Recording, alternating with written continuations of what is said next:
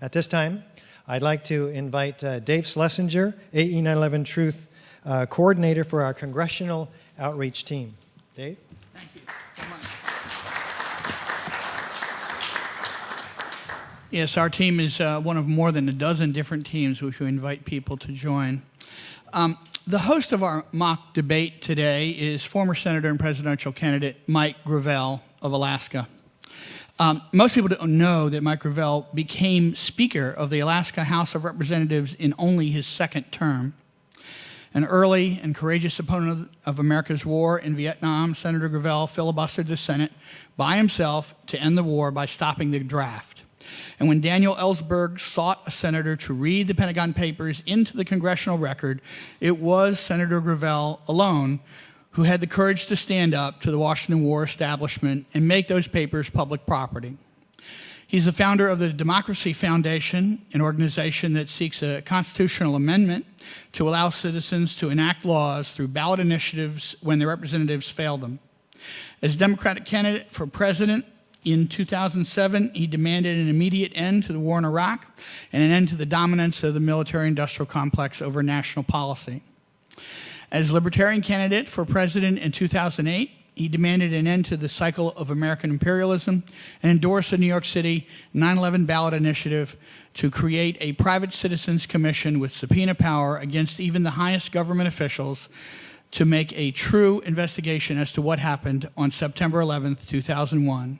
It's an honor to introduce one of America's true profiles in courage, Senator Mike Gravel.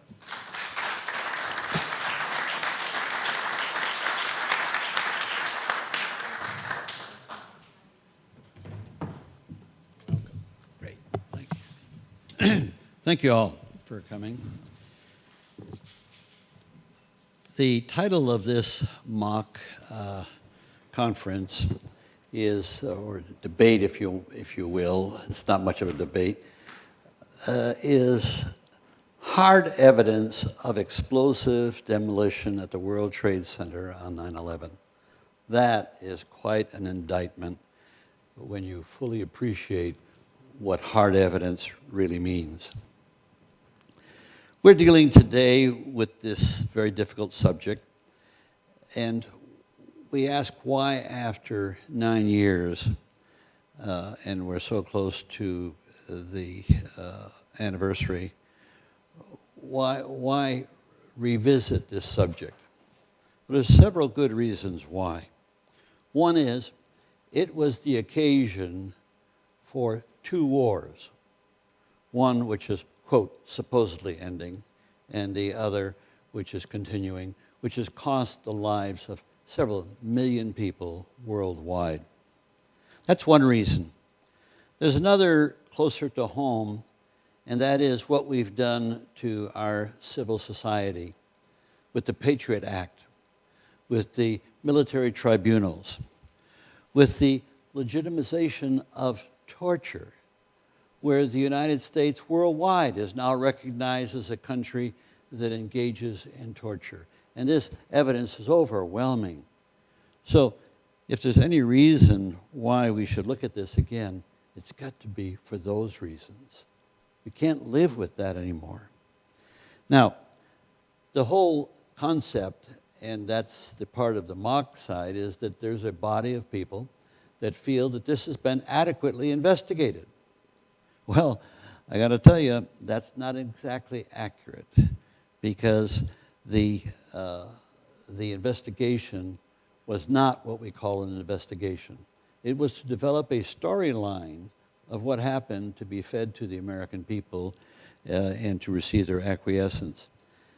When you stop and think, the investigation, which essentially was opposed by the presidential White House at the time, and it was the victims' families who pressed to get this investigation going to begin with. And so they threw at this $600,000 and put together a staff of volunteers. Well, the spokesman for FEMA made the statement that we are not an investigative agency. And of course, in some degrees, they're not. And that's quoted in the New York Times. At the very time that FEMA was doing this work, developing a storyline, truckloads upon truckloads of the debris was being hauled away. And I'm glad that somebody saved the dust so you could go in and make an examination of what they found. The commission report was not tasked as an investigative body. They weren't there to investigate. They were made up of basically politicians and government appointees and very few engineers. The commission publicly stated, senior counsel for the commission publicly stated, and I'm quoting, that the commission was a compromise, fraudulent, or invalid. Thomas Kern and Lee Hamilton, the governor of New Jersey, and Lee Hamilton, a distinguished member of Congress, co-chaired the 9/11 Commission. They said that their report, and they were being very political in this regard, was not to be considered the last word. This is candor. Not to be considered the last word, but just the beginning of the discovery of what happened. In their book, Without Precedent, they wrote that the commission had been set up to fail. Now, these are the two guys that were placed in charge of it. They said they had considered referring top military officers for prosecution for obstructing the investigation. And they were informed, well, you don't have that authority, and so bypass that. Just as an aside, our intelligence community was budgeted at the time of 9/11 at $26 billion a year. No person has ever been fired for incompetence, and their budget is now $75 billion a year. Hamilton has also said that people should keep asking questions about 9/11 and that the debate should continue. Well, the only people responding to that are these gentlemen and the victims, some of the victims' families that are responding to that do want to see this continue and a dialogue and investigation take place.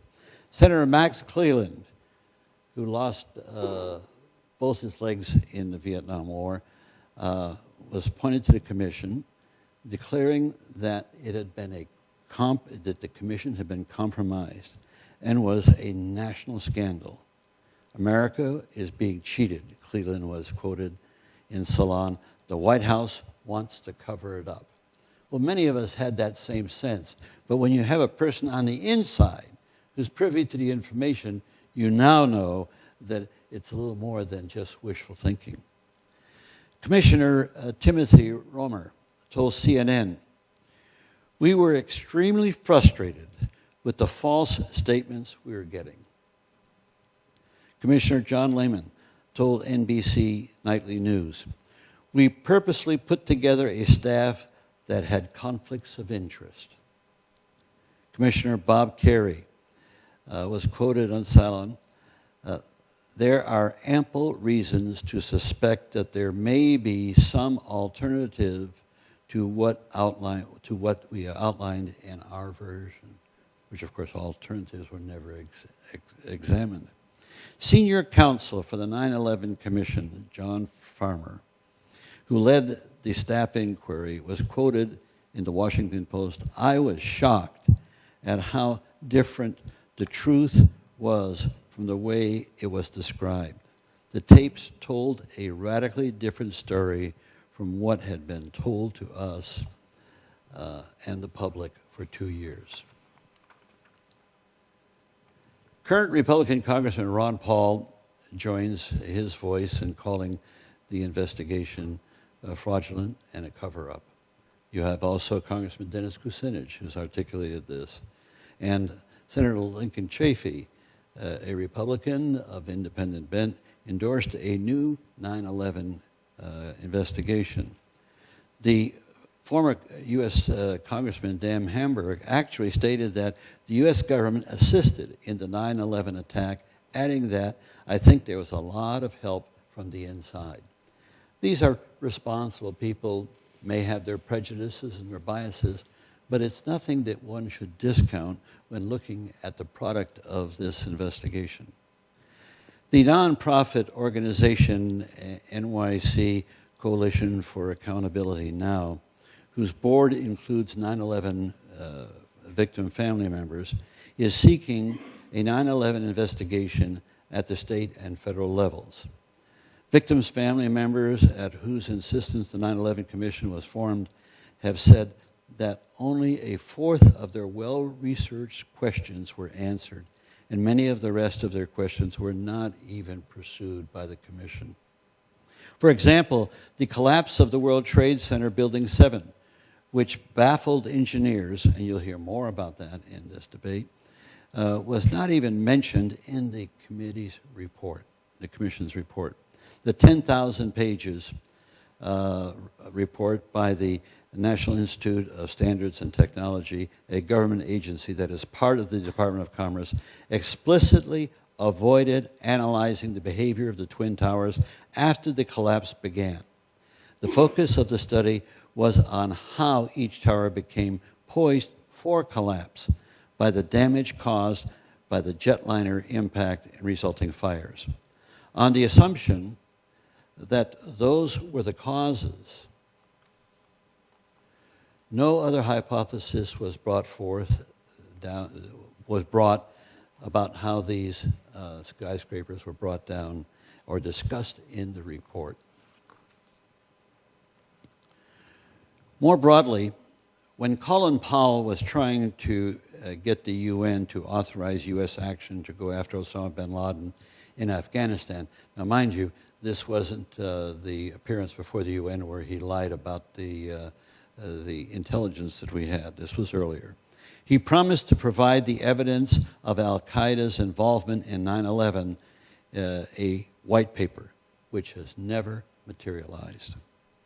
To this day, the FBI website does not list Osama bin Laden as being sought in connection with the 9/11 attacks, with its spokesman explaining that there is no hard evidence linking bin Laden to the attack.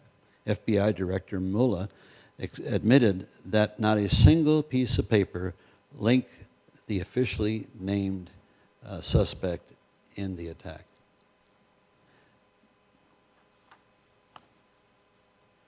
So there appears to be some strong reason for revisiting the key issues surrounding 9/11. Today, we will be discussing in particular the events that led up to the greatest loss of life on 9/11. Not the jetliner impact and resulting fires at the World Trade Center, but rather the destruction of the World Trade Center Twin Towers less than 2 hours later. We will also examine the mysterious complete collapse of Building 7. Engineers associated with the United States government blame the destruction of all three of these modern steel frame skyscrapers on the jetliner impact and fires. It is outlandish to doubt their conclusions, is it? Many people have doubts about the beginning. Over the year, a whole movement has arisen consisting of concerned citizens all over the world, the so-called 9/11 Truth Movement. Movements like this start out because the government doesn't do its job, and so people thinking the worst then are abroad with all hosts of conspiracies. But that's not what this debate is about. We're talking about a body of people with the technology and the knowledge to deal with the specifics, not the political aspects of it, with the specific technical elements involved in the destruction of the Trade Center and Building 7. According to a Zogby poll in 2007, 51% of Americans questioned the official 9/11 account. Well, we're going to take our own poll right here, right now. And then after you've had a chance to see the argumentation on both sides, we'll take another poll. But right now, let me ask you 3 questions.